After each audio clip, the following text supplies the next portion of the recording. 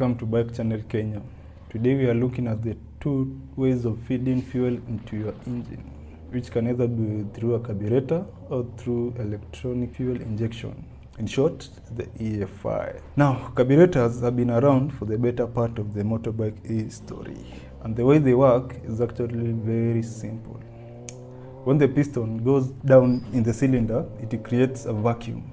And with the vacuum created, air/fuel mixture from the carburetor rushes into the cylinder to occupy the empty space. The mixture eventually gets burnt and you get power. Now, that is a very simplified version of how the carburetors work, but you get the idea. The reason they are so popular is because of the simple design, which makes them very cheap to produce, and almost small bikes come fitted with one. They also allow the user to customize the carbs in terms of how much fuel they want to go to the engine. Although, if you don't know what you are doing, don't even try playing with it, because it can quickly lead into nightmares like overflowing, where you are sending more fuel to the engine than needed, and so you get a very choppy ride.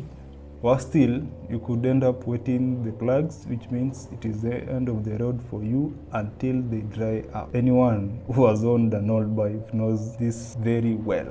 In the morning, you'll have cold start problems, which is a problem solved by a choke mechanism. And as the name suggests, it chokes air and sends a lot of fuel to help it start up better in the morning or when the engine is completely cold. Now, these problems are what the EFI came to address.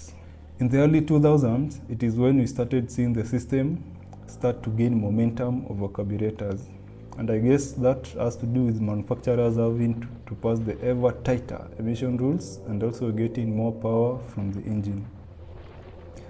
How the system works is also very easy. Now, instead of a mechanical system like in carbs, here electronics through sensors and pumps give the engine the right amount it needs at that time.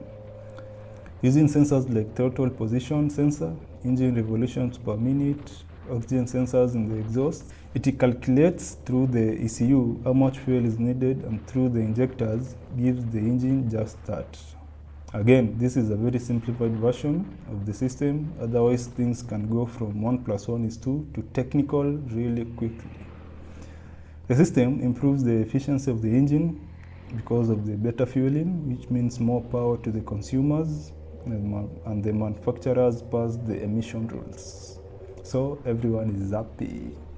The only drawback why we don't see the system on smaller, cheaper bikes is because the design is more complex due to the sensors and the electronics used, and so it ends up being expensive and uneconomical for the small bikes.